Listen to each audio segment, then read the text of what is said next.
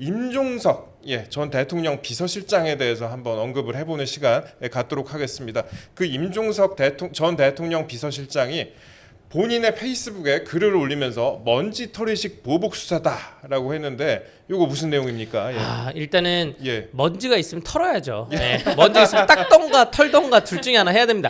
닦지도 않고 털지도 않으면 그거 자라나는 우리 어린이들이 그 먼지 다 먹게 돼 있기 때문에 이거를 털던가 닦던가 해야 되는데 역시 비유왕. 아니 그 본인이 살면서 누구나 뭐 목격자가 될 수도 있고 관련자가 될 수도 있어서 참고인 조사를 통보를 받을 수 있습니다. 그러면 가서 조사를 받으면 되는 거예요. 지금 이 사건에 대해서는 이따 또 자세히 말씀드리겠지만 이 사건에 대해서는 뭐 최수규 전 중기부 장관, 홍종학 전 중기부 장관, 김우호 전 인사혁신처장 등등 많은 분들이 지금 다 불려갔거든요. 맞습니다. 참고인으로. 그 많은 분들이 다 언론에다 대고 혹은 본인의 SNS에 대고 이렇게 불만을 토로하지 않았어요. 가서 조사만 받고 오면 되니까.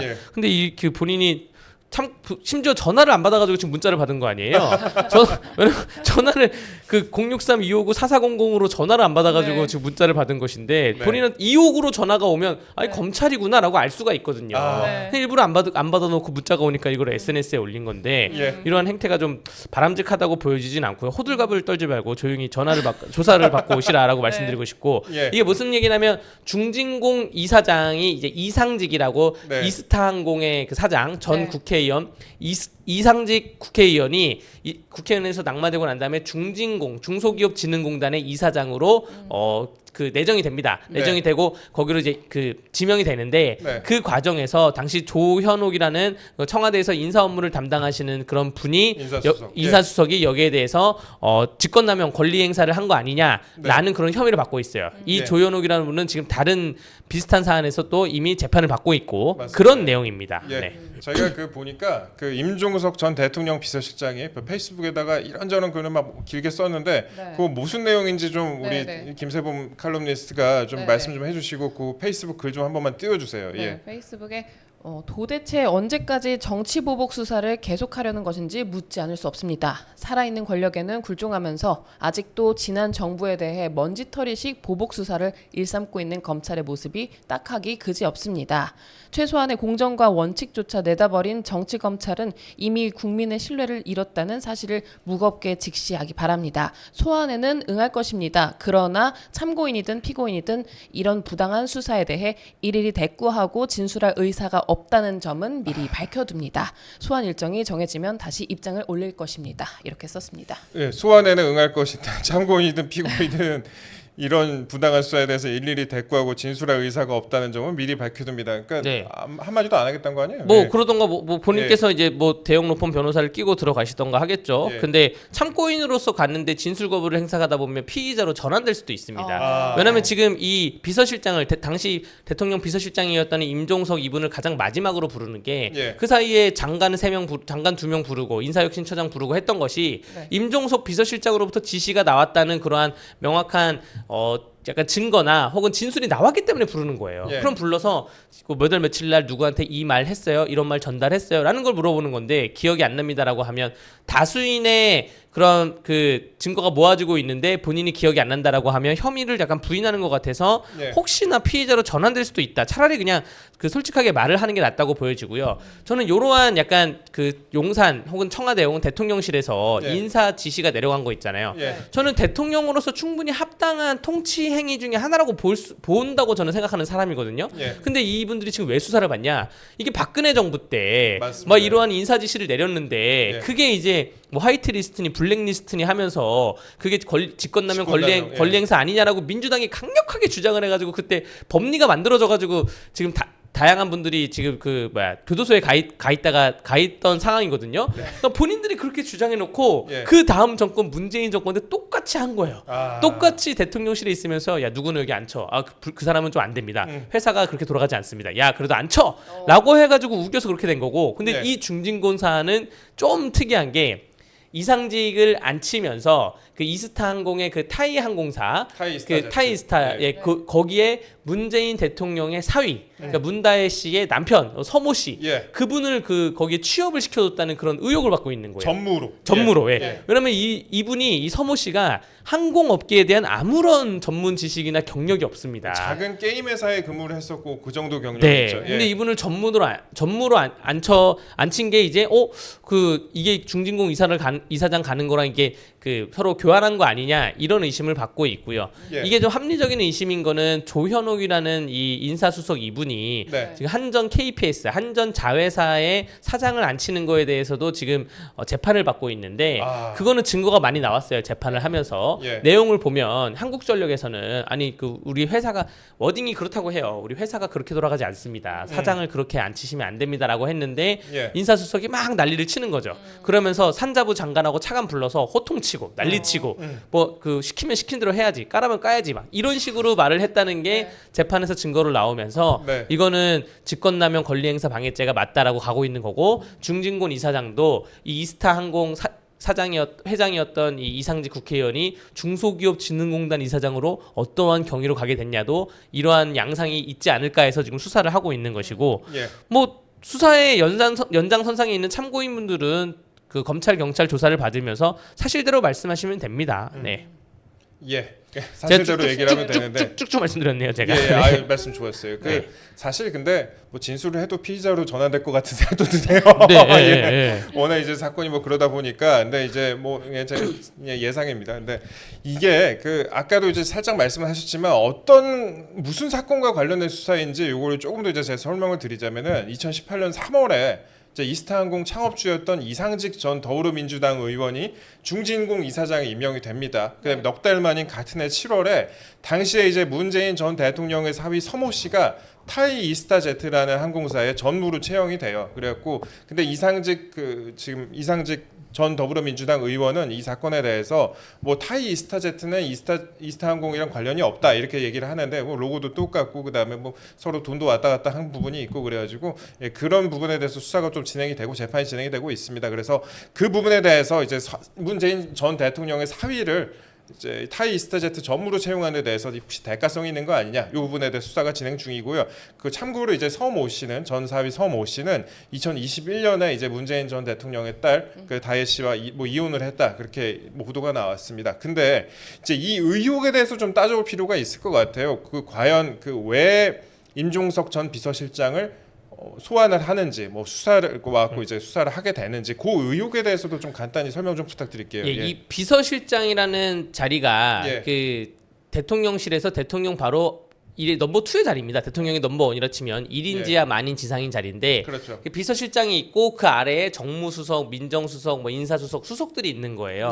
그 수석들 아래에 수석실에 각 비서관 행정관들이 있는 것이고 그렇기 때문에 이 인사수석이 본인 스스로의 결정만으로 이거를 결정을 내렸을 것이냐 검찰은 그렇게 보는 것 같지는 않아요.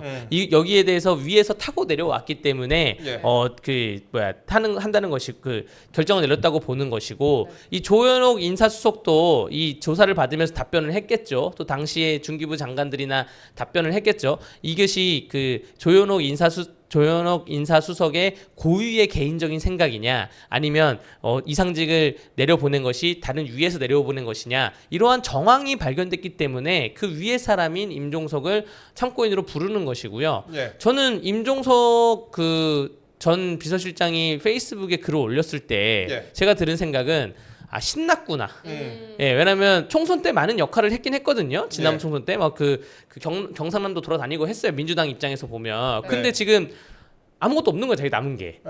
아직 나이도 젊은데 남은 게 없으니까 점점 잊혀져가는 사람이니까 너무 젊은 나이에 많은 걸 이루셔가지고 임종석 얘기가 나오면 언제적 임종석이야? 뭐 이런 얘기가 나오니까 그러니까 난 아직 건재하다. 난 아직 수사를 받고 있다라는 것이고 이분은 수사받는 거에 털끝 하나 두려움이 없는 분이에요. 이분 뭐 북한까지 뭐 관련해서 국가보안법 관련해서 얼마나 많이 수감도 하고 수사도 받고 이분 그 유명한 사진 있잖아요. 교도소 갈 때 웃고 있는 사진 뭐 그런 것도 있고 막 이분은 그 절대 두려움을 느끼는 분이 아니기 때문에 이걸 즐기고 있고 신난 겁니다. 예, 이분이 사실 성동구에 이번에 출마하려고 했었잖아요. 네, 근데 못 나오고 못했죠. 그랬던 부분인데 예, 제 집에 왔다 갔다 할 때 제가 그때 인사하고 이런 것도 좀 봤어요. 그래 왕십리역 앞에서 인사하고 이렇게 하더라고요. 그래서 예, 아니 뭐 갑자기 집 얘기를 했네. 예. 이분이 이제 종로에 출마하려고 종로에 전세를 계약한 적도 있고 막 그런 분인데 예. 저는 문재인 정권에서 제가 바랬던 거는 예. 임종석 이분을 통일부 장관으로 지명을 해라, 내정을 해라. 그러면 이분의 인사청문회를 보고 싶었어요. 예, 이분이 정말 궁금한 게 너무 많거든요. 뭐 딸 관련 의혹도 있었잖아요. 한간에 떠도는 얘기가 인터넷에 떠도는 얘기가 너무 많아요. 뭐 네. 반미주의자인데 뭐 자녀들을 뭐 미국 유학으로 보냈다. 뭐 자녀들 SNS를 터니까 뭐 이거 그 약간 공산주의 사회주의를 찬양하는 것 같은데 자녀들은 전혀 다른 삶을 살고 있다. 뭐 이런 내용인데 그런 게 좀 궁금해서 물론 인사청문회는 개인사를 파헤치는 자리는 아니지만 그런 게 좀 궁금해서 장관으로 좀 지명됐으면 좋겠다 바람이 있었는데 지명이 안 됐습니다. 예, 네. 그랬었습니다. 예. 다시 사건 얘기로 돌아가서 이번에 이제 조사를 받는다는 이 사건 이거 고발된 지 상당히 오래된 것 같은데 지금까지도 아직 마무리가 안 됐었네요. 네, 이 시민단체가 2021년 12월달에 고발장을 냈고요. 이게 2021년 12월에 냈는데 그 바로 다음에 대선이 있었습니다. 그렇기 때문에 수사가 좀 진척이 안 된 것이고 그 다음에 수사를 하려고 하니 정권이 바뀌자마자 전 정권에 대해서 겨냥하는 수사를 하기는 좀 애매해서 이게 결국에는 전 문재인 대통령의 사위가 그 가는 조건이 된 게 아니냐라는 문제면 결국 뇌물수수, 뇌물공여 혐의거든요. 그렇기 때문에 너무나 민감한 사항이어서 조사를 못하고 있다가 또 총선 때를 앞두고 있어 총선까지 조사를 못했어요. 그런데 지금이 적기인 것입니다. 2024년 지금 6월달, 7월달, 8월달부터 내년 2025년까지는 선거가 없어요. 그래서 발빠르게 수사해서 검찰은 이거 수사만 해가지고 이제 그 재판에 기소해서 넘기기만 하면 되는 거거든요. 그래서 아마 빠른 수사를 해서 6개월 안에는 기소해서 넘기지 않을까 생각이 되고요. 이걸 예상해 나서 지난해 11월에는 중소기업 벤처부랑 중진공, 인사혁신처 등 6곳은 압수수색을 미리 해놨습니다. 자료를 다 확보를 해놨고 그걸 검토하는 기간이 있고 이제는 사람을 한 명씩 불러서 조사를 하는 그런 시기인 것입니다.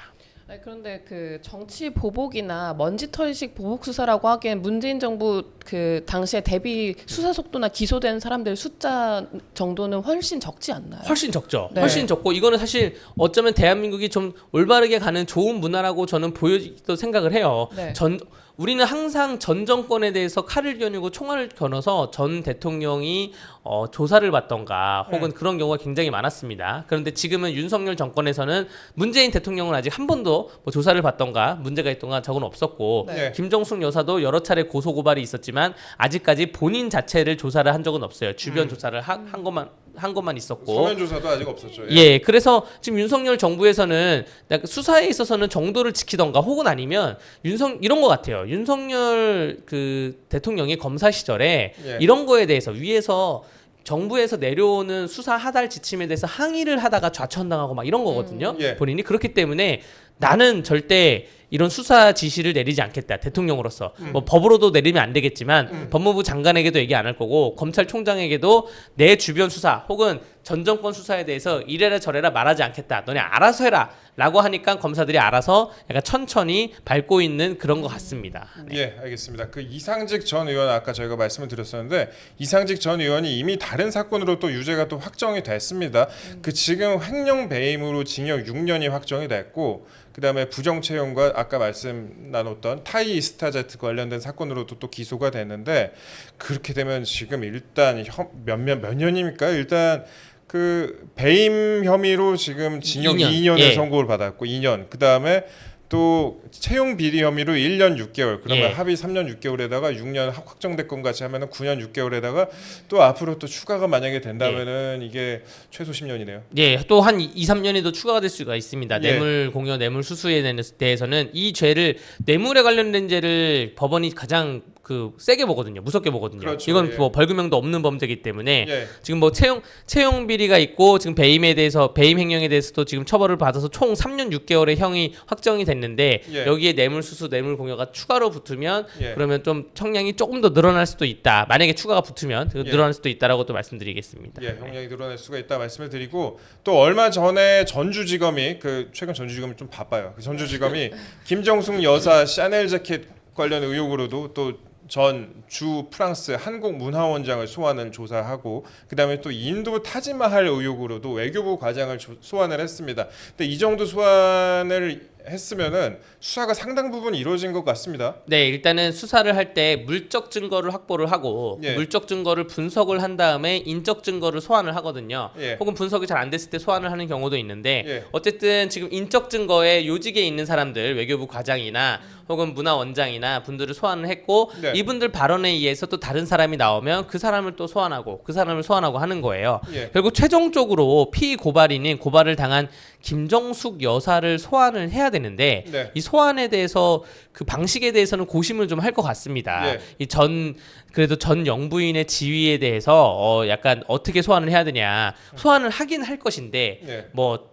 이 방식에 대해서 뭐 공개 소환이냐 혹은 비공개 소환이냐 여기에 대해서는 검찰에서 전주지검에서 좀 고민을 할 것 같고요. 네. 혹은 아니면 예전에 있었던 그 권양숙 여사의 그 사례처럼 네. 전주지검에서 검사를 파견해서 지금 문재인 그 김정숙 여사가 있는 곳으로 그 예. 인근에 있는 검찰로 파견을 해서 그 형태로 조사를 할 수도 있다 보여지고요. 예. 이 조사도 올해 안에는 그래도 김정숙 여사에 대해서 소환을 할 것 같아요. 네. 그러니까 대한민국이 앞으로 남아있는 12월 말까지 남아있는 여러 가지 그 정치에 대한 예상안이 있지 않습니까? 예. 그 광복절을 앞두고 있는 광복절 특사안도 있고 뭐 국정감사도 있을 것이고 또 여러 가지 예결위도 있을 것이고 흘러가는 형태 속에서 이 김정숙 여사 소환 포인트가 딱 잡힐 거예요. 예. 딱 잡혀서 그때 한번 소환 조사를 하지 않을까 생각이 됩니다. 그 전주지검에서 관련 그 수사에 지금 검사 9명을 투입을 했기 때문에 수사 속도가 그렇게 오래 걸리지는 않을 것 같다고 말씀드리겠습니다. 근데 뭐 소환하려고 했는데 뭐 무리하다 이러지는 않겠죠. 그럴 수도 있죠.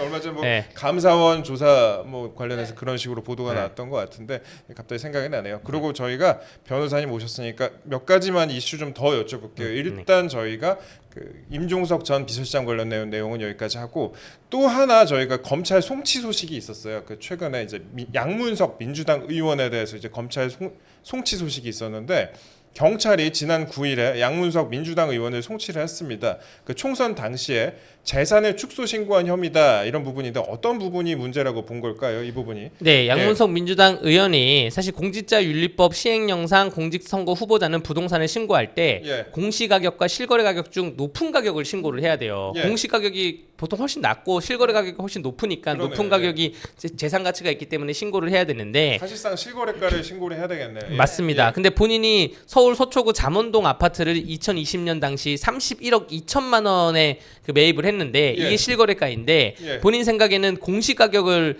로 신고를 해야 되겠다 생각을 해서 공시가격인 21억 5,600만 원으로 선관위에 신고를 했습니다. 네. 이게 9억 6,040만 원이 낮게 신고를 한 거예요. 아. 30억짜리를 10억을 낮게 신고해서 20억으로 신고한 그런 혐의가 있고요. 이거는 재산 축소는 명확하기 때문에 이거는 네. 본인이 신고한 내용이 공보물에 기록이 돼서 그렇죠. 명확하기 때문에 여기에 대해서는 혐의는 빠져나갈 수 없고 예. 어쨌든 재판을 받게 되는데 예. 형량이 이제 문제가 될 거잖아요. 100만 원 이상 나오면 예. 의원직을 상실합니다. 예. 근데 이 재산 축소 신고에 대해서 형량은 보통 어떻게 정하냐면 아 이거 궁금해요. 예.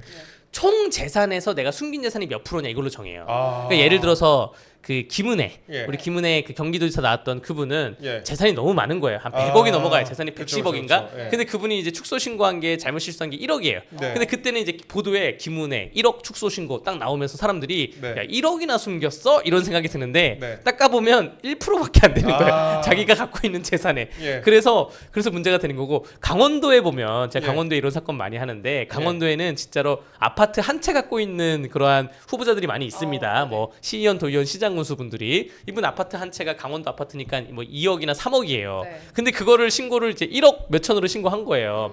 2억짜리를 1억짜리로 신고하잖아요. 그럼 50%로 속인 거예요. 아. 총 재산에. 예. 그래서 그렇구나. 그분들 벌벌벌 떠는데 예. 저는 일단은 이 아파트만 보기에는 30억에서 10억 빼고 20억으로 했으니까 한 30%로 아, 속인 30%. 건데 예, 예. 근데 굉장히 큰 거거든요. 근데 이 양문석 이분이 다른 재산이 얼마가 있는지 봐야 돼요. 그래서 야, 나는 재산이 많은데 이거 뭐 이 10억 속인 거는 이거는 뭐 속인 것도 아니다라고 뭐 판사가 보여지면 예. 그러면 형량이 낮게 나오는 거고요. 예. 만약에 이게 좀 고의성이 있다고 보여진다라고 네. 하면 그러면 그 고의성이 있다고 보여진다고 하면 그러면 100만 원 이상도 충분히 나올 수 있는 범죄긴 합니다. 네. 예, 알겠습니다. 저 잠원동 아파트 생각을 하니까 갑자기 또 속이 쓰려가지고 제가 예전에 싸게 살 수 있는 기회가 있었는데 아무튼 이게 10몇 년 전에 그랬던 기억이 납니다. 아무튼 이제 31억 2천만 원보다 9억 6천 40만 원 낮게 공시가격인 21억 5,600만 원으로 선관위에 재산 신고를 한 혐의를 받고 있다. 그렇게 얘기를 했는데 그러면 양문석 의원은 이거에 대해서 뭐라고 지금 주장을 하고 있습니까? 뭐 항상 하는 말이 있어요. 이 사건이 터지면 재산 예. 축소, 재산 신고 관련해서 의혹이 터지면 예. 실무진이 잘못 오해한 것 같다. 야 예. 실무자가 잘못한 것 같다. 네. 실거래가가 현 시세를 말하는 건지 아닌지 실무자가 헷갈렸던 것 같다라는 예. 것인데 이거는 사실 좀 옹색한 발언이죠. 예. 뭐 실무자가 잘못했다 하더라도 네. 잘 못 챙긴 제 네. 잘못입니다. 그렇죠. 네. 제가 뭐 법원 가서 입장을 다 밝히겠습니다. 국민 여러분들께 죄송합니다. 이게 나와야 되는데 약간 책임 전가하는 핑계대는 제가 잘못했대 막 이렇게 옹색하고 좀 뭐 모양새가 멋져 보이진 않습니다. 네. 그럼 근데 그 양문석 의원은 편법 대출 의혹도 있지 않나요? 이게 더 세요. 이게 더 세요? 이게 이 안이 공직선거법보다 더 셉니다. 공직선거법이야 벌금형 나오면 네. 본인 의원직을 벗는 건데 이거는 잘못 걸리면 이거는 깊게 파다 보면 정말로 실형이 나올 수 있는 그런 사안이 될 수가 있기 때문에 이게 더 세다고 보여지고요. 예. 내용이 뭐냐면 대학생 딸 양문석 의원의 대학생 딸이 은행에서 11억 대출을 받습니다. 예. 사업을 한다고. 예. 네. 근데 어떠한 은행 기관이 사업을 한다고 대학생에게 아무것도 없는 대학생에게 11억을 대출해 줍니까? 저 그 은행 저도 가고 싶어요. 네. 저도요. 그런 상태인데 이 11억을 받아서 주택 자금에 쓴 것입니다. 목적 외 사용을 한 것이고 예. 사업자 대출을 받아서 목적 외 사용을 한 것은 엄연히 불법이고요. 여기에 대해서 지금 조사는 이루어질 것이고 예. 일단 해당 은행 직원 그러니까 모 지역에 있는 모 지점 은행인데 예. 해당 은행 직원들 관련자들은 예. 다 징계를 받았어요. 어. 내부적으로. 야 이거 일단은 첫 번째로 20대 초반한테 11억을 내줘 경위가 뭐야? 예. 두 번째 사업에 대해서 꼼꼼히 확인했어? 그리고 세 번째 사업 자금으로 들어간 마지막까지 그것도 확인했어? 이런 건데 그게 하나도 이루어지지 않아서 예. 이 관련자들은 다 징계를 받았고요. 예. 지금 이 해당 은행 지점 측에서는 내부 감사를 했을 거 아니에요? 예. 양문석 의원 측에서 사업하겠다고 제출한 그 자료 자체가 허위라고 보고 있습니다. 그 대출 서류 자체가 알고 보니까 허위다. 예. 그러니까 은행 입장에서는 이거예요. 우리도 속임 당했다. 야, 우리도 속임 당했어요. 만약에 20대 그 대학생의 사업이 굉장히 특허를 굉장히 갖고 있던가 뭔가 고부가 가치 사업이 될 수 있으면 10억, 11억 놔줄 수도 있죠. 근데 예. 전혀 그렇지 않은 건데 그거를 허위로 속여서 우리도 속임 당했다라는 것이고 이래서 이거는 만약에 수사가 깊게 들어가면 좀 서류 위조부터 사무소 위조부터 시작해서 좀 심각하게 좀 진행이 될 수도 있다고 보여집니다. 그게 아마 제 기억에 새마을금고였던 것 같은데 맞습니다. 이게 새마을금고. 대출 받는 게 보통 어려운 일이 아니에요. 네. 뭐 변호사님도 아마 안 받으실 수도 있겠. 네, 받습니다. 네. 제가 대출 받아본 대출 많이 사람 있습니다. 눈물 네. 납니다 진짜. 근데 네. 어떻게 그 10억 아우. 네. 예. 그러니까 이때가 지금 시기가 좀 예. 정말 안 좋은 시기가 예. 정부에서는 부동산 정책을 잡으려고 네. 부동산 가격이 올라가는 거에 대해서 정책을 잡으려고 하고 있는데 본인은 네. 이 가격이 올라가겠구나. 그래서 올라가겠다는 확신을 갖고 이 정보를 입수한 다음에 네. 그래서 11억 대출을 받아서 부동산을 구매했다는 거 아니에요? 예. 11억에 대한 이자가 상당할 거거든요. 그럼요. 이자가 네. 뭐 2, 3%만 하더라도 연 2, 3% 하더라도 상당할 것인데 그러네요. 예. 부동산 가격이 올라갈 것이라는 명확한 정보를 얻고 그 확신이 있었던 거예요. 예. 그래서 부동산 가격이 올라가면 거기에 대해서 내가 이 부동산을 환가 가치 해가지고 이 대출을 금방 갚고 이자에 대한 이득을 얻을 수가 있다. 뭐 이러한 자신감을 했기 때문에 이거는 철저하게 수사를 해야 됩니다. 네, 철저하게 수사를 해야 될 것 같다 말씀하셨습니다. 이게 아까 뭐 실무자가 헷갈렸던 것 같다 이렇게 네. 얘기를 했는데 사실 정치인이라면 그러지 않습니까? 예전에 그 윤석열 대통령 미국에서 보내줬던 것 같은데 그 네. The buck stops here 있잖아요. 네. 그 나무 팻말에다가 모든 책임은 내가 진다. 네. 정치인이라면 또 그런 자세를 보여줘야 되지 않을까? 네. 그런 생각 한번 짧게 해보겠습니다. 그리고 마지막으로 네. 휴전기 관련해서 짧게 한번 다뤄볼게요. 한 1, 2분만 다뤄보겠습니다.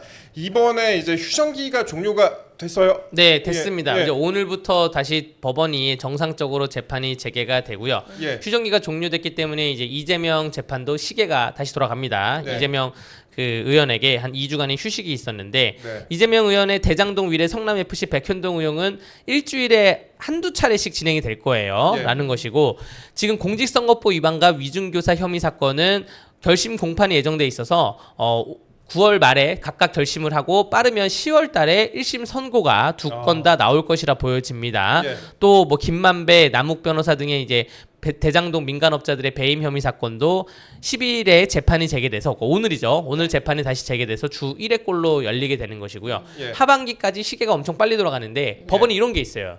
판사님들도 공무원이잖아요. 네. 공무원이라는 게 이제 인사 고과가 있는 것인데 네.